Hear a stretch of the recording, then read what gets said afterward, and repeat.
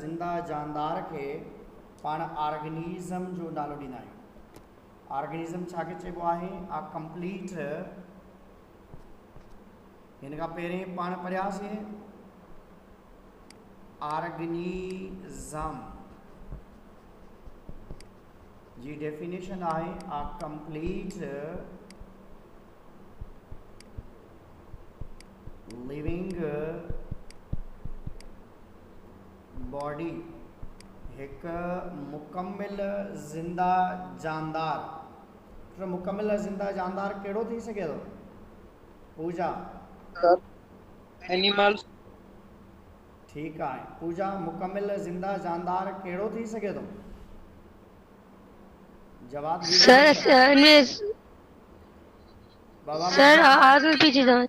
मुकम्मिल ज़िंदा जानदार उहो थी सघे थो जेको पंहिंजो पाण ग्रोथ करे सघे, न्यूट्रिशन हासिल करे सघे, या उन खां बाद में असां चवंदा आहियूं अहिड़ा जानदार जेके ग्रोथ कनि, रिप्रोडक्शन कनि, मेटाबॉलिज्म कनि, ऐं उन खां बाद में उहे न्यूट्रिशन कनि, एक्सक्रिएशन कनि, माना पंहिंजी बॉडी जे अंदरि वाइटल एक्टिविटीज़ या इम्पॉर्टेंट एक्टिविटीज़ परफॉर्म कनि, त उन्हनि जानदारनि खे पाण नालो ॾींदा आहियूं त ऑर्गेनिज़म आहे। आ कंप्लीट लिविंग बॉडी, हिकु मुकम्मिल ज़िंदा जानदार। हाणे मुकम्मिल जानदार तमामु घणा आहिनि, त हर जानदार ज़िंदा जानदार आहे। प्लांट, एनिमल, फंगस, अलजी, प्रोटोज़ोन, बैक्टीरिया, ये तमाम जानदार जेके भी आहिनि इन्हनि खे पाण चई सघूं था that are the living organisms. पर कार्लिनियस खे टेंशन थियो त उहा तमामु ज़िंदा जानदार आहिनि। हाणे असां इन्हनि खे सुञाणियूं कीअं? प्लांट आहे, एनिमल आहे, फंगस आहे, अलजी आहे, प्रोटोज़ोन्स आहिनि, इहे तमामु जानदार। त ऑर्गेनिज़म खे सुञाणण जे लाइ हिकिड़ो वर्ड हुन यूज़ कयो। कहिड़ो वर्ड यूज़ कयईं? उरूसा ॿुधाईंदी पाण खे। कार्लिनियस ऑर्गेनिज़म्स के सुञाणण जे लाइ हिकिड़ो वर्ड यूज़ कयो वञे, त उहा दुनिया में को बि जानदार हुजे हुन जे लाइ हिकिड़ो ई वर्ड यूज़ कयो। तव्हां केरु ॿुधाईंदो? को आहे? सेफ ॿुधाए। सर ऑर्गेनिज़म, ऑर्गेनिज़म्स त चऊं पिया न, पर दुनिया में जेके भी ऑर्गेनिज़म्स आहिनि स्पीशीज़ जो वर्ड यूज़ कबो आहे हुन जे लाइ। छा चवंदा आहियूं हुन जे लाइ? स्पीशीज़। स्पीशीज़ चइबो आहे group of organisms that can interbreed, माना जानदारनि जो हिकु अहिड़ो ग्रुप, अहिड़ो मजमूओ जेको रिप्रोड्यूस करे सघे, उनखे हिकिड़ी स्पीशी चइबो आहे। हिकिड़ी स्पीशी चइबो आहे उनखे। माना तव्हां लिखी सघो था group of organisms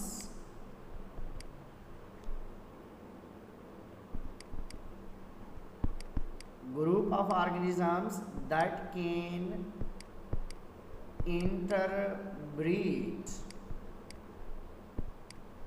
or reproduce। जानदारनि जो हिकु अहिड़ो ग्रुप जेको रिप्रोड्यूस करे सघे, उनखे पाण छा चवंदा आहियूं? जवाब स्पीशीज सर। स्पीशीज चवंदा आहियूं। Group of organisms that can interbreed, जानदारनि जो उहो मजमूओ जेको रिप्रोड्यूस करे सघे, उनखे पाण नालो ॾींदा आहियूं त that is the reproduction. Reproduction में जानदारनि जो उहो ग्रुप, उहो मजमूओ जेको रिप्रोड्यूस करे सघे, उनखे पाण हिकिड़ी स्पीशी जो नालो ॾींदा आहियूं। ऐं इहो वर्ड कार्लिनियस इंट्रोड्यूस करायो। कंहिं इंट्रोड्यूस करायो? कार्लिनियस इंट्रोड्यूस करायो। त तमामु जानदार ऑर्गेनिज़म ई आहिनि। हाणे उन्हनि खे सुञाणियो कि मेह ऑर्गेनिज़म आहे, बकरी ऑर्गेनिज़म आहे, उठ ऑर्गेनिज़म आहे, प्लांट्स ऑर्गेनिज़म आहिनि, फंगस ऑर्गेनिज़म आहे, तमामु जानदार ऑर्गेनिज़म आहिनि। हाणे उन्हनि खे सुञाणण जे लाइ त ही कहिड़े क़िस्म जा कीअं जानदार आहिनि, उन्हनि जे लाइ वर्ड असां यूज़ कंदा आहियूं स्पीशीज़ जो। Species group of organisms that can interbreed, that can reproduce जे लाइ यूज़ कंदा आहियूं। ह्यूमन पुट कहिड़ी स्पीशी में रखियलु आहे? Amna, Urusa, sir homo sapien. Homo sapien, good. Urusa सही पे ॿुधाएं? जी सर। Very good. उरुसा ऐं आमना बाबा सही पिया ॿुधायो तव्हां। त ही जानदार जेके ह्यूमन आहिनि that are placed in animals species group of organisms that can interbreed और रिप्रोड्यूस। जानदारनि जो उहो मजमूओ जेको रिप्रोड्यूस करे सघे उन जे लाइ यूज़ कंदा आहियूं।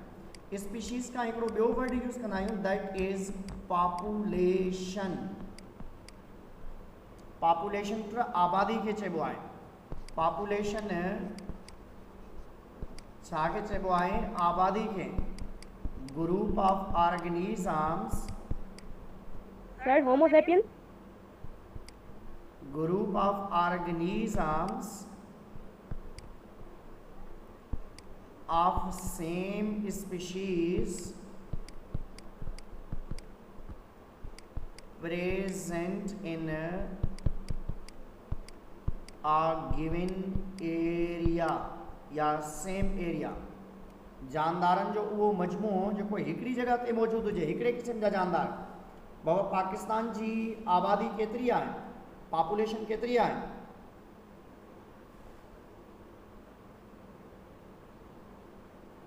पूजा ॿुधाएं। सर ख़बर न आहे। सेफ ॿुधाए। ख़बर न आहे। को ॿियो ॿुधाए जंहिंखे अचे थो उहो अनम्यूट करे पंहिंजी माइक खे। 22 करोड़ आहे। पाकिस्तान जी आबादी 22 करोड़ आहे ऐं उहे तमामु ह्यूमन जेके आहिनि, चाहे कंहिं बि डिस्ट्रिक्ट सां तालुक़ु रखंदा हुजनि, कंहिं बि सूबे सां तालुक़ु रखंदा हुजनि, जेकॾहिं उन्हनि जी पाण में मैरिज थिए थी मेल एंड फीमेल जी, त हू ॿार पैदा करे सघे थो, बच्चा पैदा करे सघे थो। त जानदारनि जो उहो मजमूओ, जानदारनि जो उहो ग्रुप जेको रिप्रोड्यूस करे सघे, उन जे लाइ पाण वर्ड यूज़ कंदा आहियूं, उहा हिकिड़ी स्पीशी आहे। हिकिड़ी स्पीशी जा जानदार जेके आहिनि पाण में रिप्रोड्यूस करे सघनि था ऐं उन जा जानदार जेकॾहिं कंहिं बि जॻह ते असांखे मिलनि था त उनखे पाण पॉपुलेशन चवंदा आहियूं। पॉपुलेशन जो मतिलबु आहे फॉर एग्ज़ाम्पल ही हिकिड़ो कंटेनर या एरिया जंहिंमें 100 मैंगो प्लांट्स आहिनि ऐं 10 जेके आहिनि एप्पल प्लांट्स लॻल आहिनि ऐं उन खां बाद में 5 बनाना प्लांट्स लॻल आहिनि। हाणे जेकॾहिं तव्हांखे चयो वञे त इन जी पॉपुलेशन जो स्टडी कयो तव्हां, त पोइ छाजी स्टडी कंदव? जेकॾहिं तव्हांखे चयो वञे त तव्हां पॉपुलेशन जी स्टडी कयो त तव्हां कंहिंजी स्टडी कंदव? स्पीशीज जी। बाबा हिकिड़ी स्पीशीज जे जानदारनि जी, माना हिकिड़ी स्पीशीज जा जानदार जेके आहिनि हिन पासे रखियसि, हिकिड़ी स्पीशीज जा जेके जानदार आहिनि उन्हनि जी जेकॾहिं पाण स्टडी कंदासीं त उन जे लाइ पाण वर्ड यूज़ कंदा आहियूं त हिकिड़ी स्पीशी। पोइ इन्हनि मां कंहिं बि हिकिड़े क़िस्म जे जानदार खे स्टडी कंदव। तव्हां पुछंदव त बाबा पॉपुलेशन मतिलबु हिकिड़ी स्पीशी जा जानदार, तव्हां ॿुधायो त मैंगो खे स्टडी करिणो आहे, एप्पल खे या बनाना खे।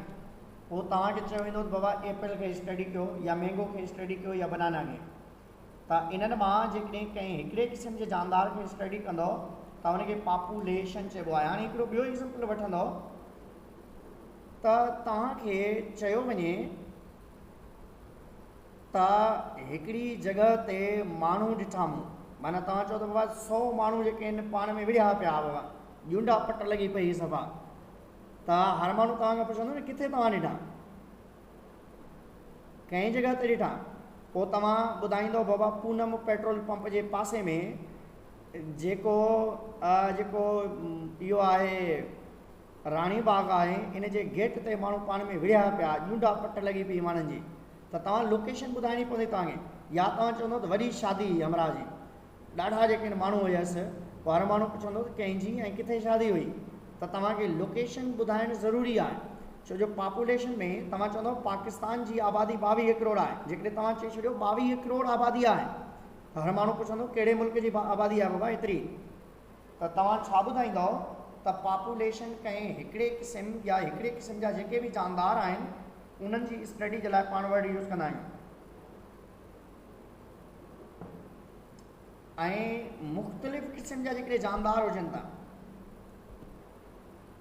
फॉर एग्ज़ाम्पल पाण खे चयो वञे त ही जेके बि जानदार आहिनि इन्हनि सभिनि जी स्टडी कयो।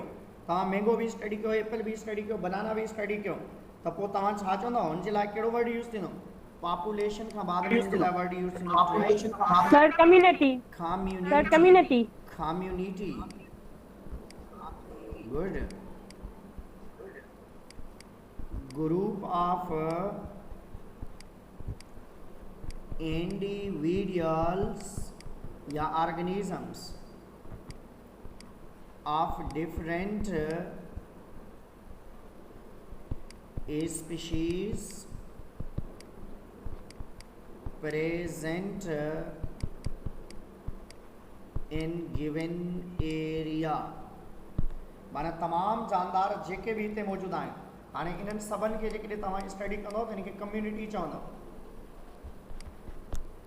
इन्हनि मां हिकिड़े खे स्टडी कंदो त उनखे पाण नालो ॾींदासीं पॉपुलेशन। पॉपुलेशन ऐं कम्युनिटी में कहिड़ो फ़र्क़ु आहे? उरूस आहे।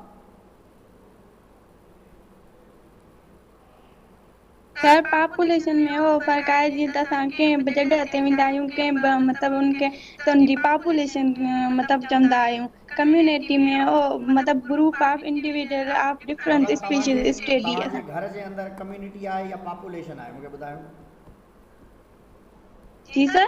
तव्हांजे पॉपुलेशन जेकॾहिं को बि पुछे बाबा तव्हां पंहिंजे घर जी स्टडी कयो त तव्हां छा चवंदव? तव्हां कम्युनिटी में आहियो या पॉपुलेशन में आहियो? घर में सर कम्युनिटी में। पॉपुलेशन में न आहियो? जी सर। पूजा ॿुधाए। जी सर। हाँ ठीकु आहे, ॿुधायो। पूजा ॿुधाए मूंखे।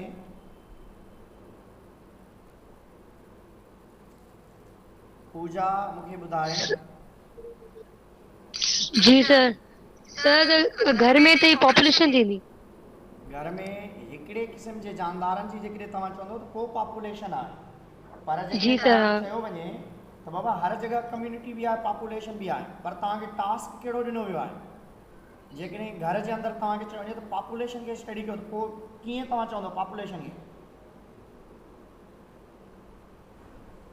सर क्योंकि न घर में सब स्पीशी मतलब सब घर वारा हूंदा आहिनि, सब सेम प्लेस ते हूंदा आहिनि, त पॉपुलेशन लाइ घर वारे माण्हुनि खे पॉपुलेशन चइबो। ठीकु आहे, गुड। जेकॾहिं कम्युनिटी चवंदो पोइ? सर पोइ बि सही थींदो, आई थिंक ॿई सही थींदा शायदि। बाबा जेकॾहिं कम्युनिटी चवंदो पोइ असां कीअं कहिड़नि शयुनि खे चवंदासीं कम्युनिटी आहे असांजे घर में? और जेॾीमहिल घर में डिफरेंट काइंड्स ऑफ स्पीशीज रहनि। Very good. बाबा घर जे अंदरि तव्हां वटि घर में जाम सारा ॿिया जानदार बि आहिनि न? तव्हां वटि लिज़र्ड्स बि घर में आहिनि, घर में पेट ऑर्गेनिज़म्स बि रखियल आहिनि तव्हां वटि। घर जे अंदरि तमामु जानदार जेके बि मौजूदु आहिनि उन सभिनि जी स्टडी कंदो, उनखे कम्युनिटी चवंदो। माना ह्यूमन जी स्टडी कयो, ह्यूमन जी स्टडी कयो तव्हां ह्यूमन, ऐं उन खां बाद में तव्हांजा जेके उते ॿिया जेके बि जानदार मौजूदु आहिनि, जीअं केट आहे, डॉग आहे, गोट आहे, या शीप आहे, या बफेलो आहे, हार्स आहे, इन्हनि मां जेके बि शयूं तव्हांजे घर जे अंदरि मौजूदु आहिनि उन्हनि सभिनि खे जेकॾहिं मिलाए करे तव्हां स्टडी कंदो त उनजे लाइ वर्ड यूज़ कंदासीं पॉपुलेशन जो? कम्युनिटी। कम्युनिटी जो, गुड। उनजे लाइ वर्ड यूज़ कंदासीं कम्युनिटी जो। जेकॾहिं तव्हां घर जे अंदरि 15 ॿिलियूं पालियो वेठो आहे हमरा, तव्हां चवंदव बाबा पूजा वटि जेके आहिनि 10 ॿिलियूं आहिनि घर में रखियल अथसि, ॾाढियूं ख़ूबसूरत ऐं भलियूं ॿिलियूं आहिनि, त पोइ जेकॾहिं तव्हांखे को चए त ही ॿिलियूं जेके आहिनि इहे कम्युनिटी आहिनि या पॉपुलेशन आहिनि? पॉपुलेशन आहे। ऐं वरी केरु चए तव्हांखे त बाबा उरूसा जे घर में जेके आहिनि 2 जेके आहिनि डॉगी रखियल आहिनि, 3 केट्स आहिनि, 4 पैरेट्स आहिनि, ऐं उन खां बाद में जाम सारियूं जेके आहिनि ॿिया जेके नंढड़ा नंढड़ा जानदार बि उते अवेलेबल आहिनि, लिज़र्ड्स अवेलेबल आहिनि, ऐं प्लस में उते ख़ूबसूरत मोर पखी भी अवेलेबल आहे त तव्हां छा चवंदव त उते कहिड़ी कहिड़ी कम्युनिटी कंडीशन आहे कम्युनिटी असांजे घर में Community. कम्युनिटी थियल आहे means she possesses very beautiful house that possesses number of other individuals with her own parents and homo sapien त उन जे लाइ जेकॾहिं तव्हां चवंदव त दैट इज़ द कम्युनिटी। हाणे कम्युनिटी में लिविंग शयूं ईंदियूं कम्युनिटी में तमामु लिविंग शयूं ईंदियूं ऐं next step is the ecosystem. Next step is the ecosystem।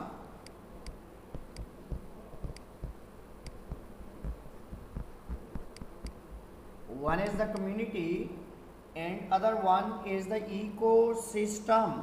Baba ecosystem चइबो आहे interaction of all living biotic and non-living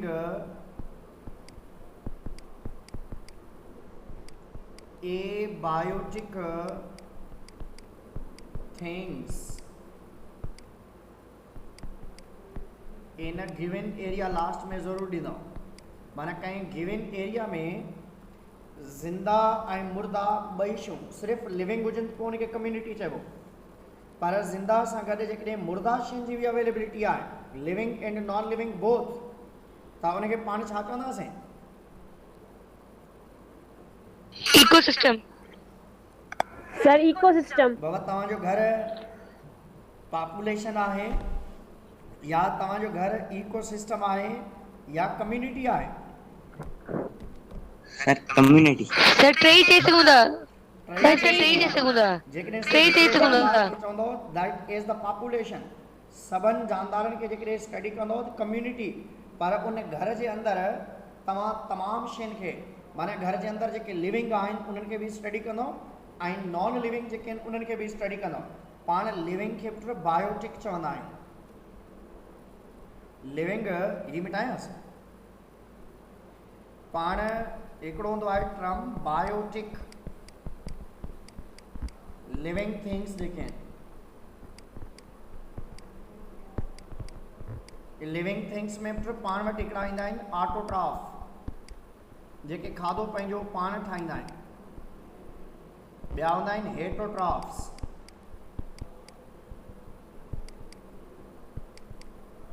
माना तमामु ऑटोट्रॉफ ऐं तमामु हेटरोट्रॉफ जेके आहिनि तमामु ज़िंदा जानदार बायोटिक आहिनि ऑल लिविंग थिंग्स। ॿियो आहे abiotic non living things.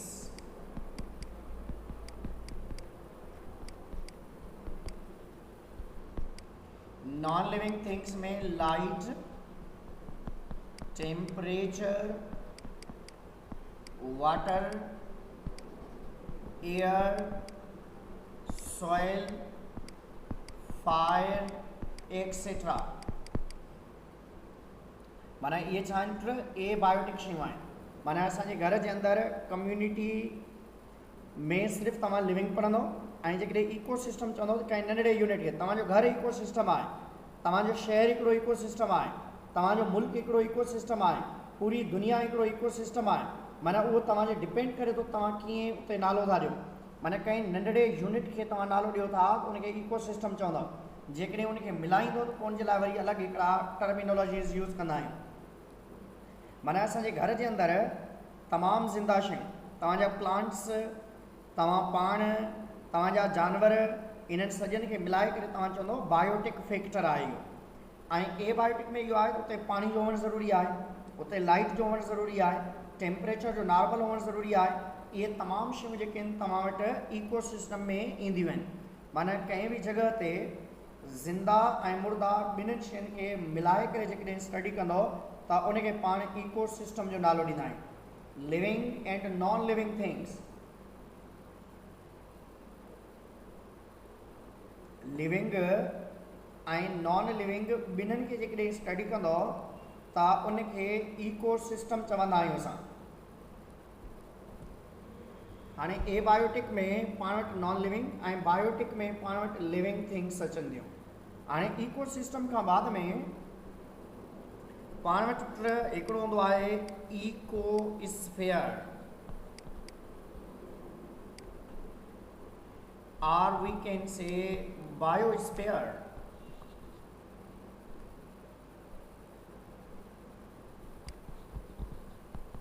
Biosphere,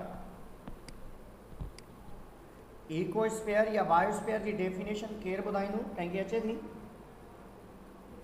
Sindhi Urdu में ॿुधायो, भले सिंधी में ॿुधायो।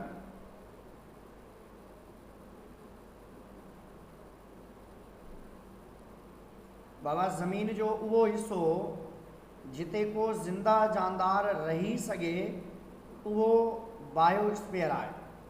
Part of earth where life can exist. दुनिया जो उहो हिस्सो जिते को भी ज़िंदा जानदार पंहिंजो पाण रही सघे उनखे बायोस्फीयर या इकोस्फीयर जो नालो ॾिबो आहे।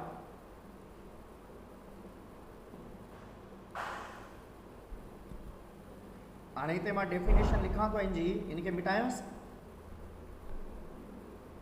हिते लिखांसि थो बायोस्फीयर,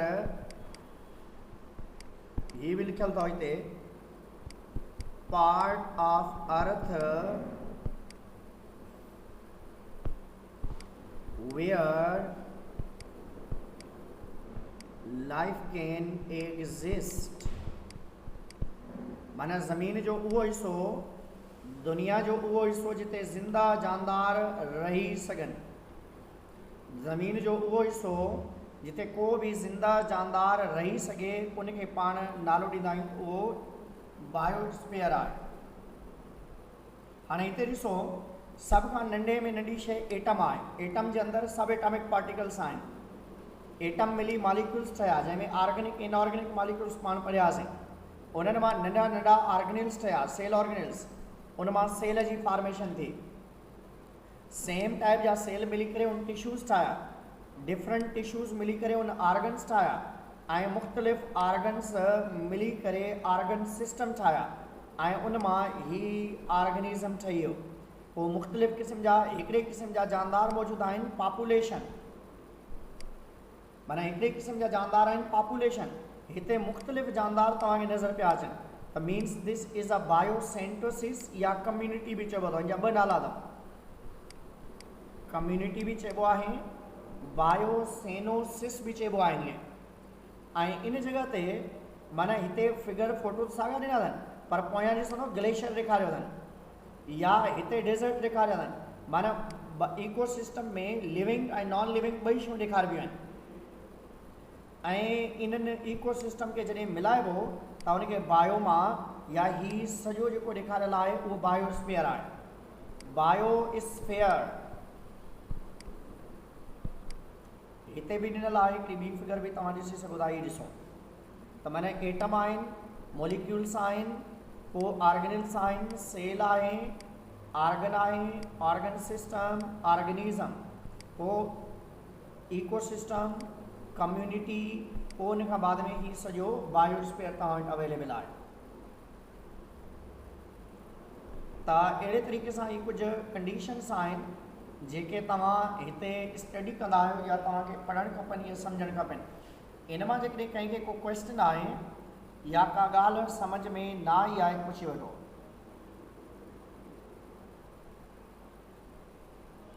हाणे मां कुझु शयूं पुछंदसि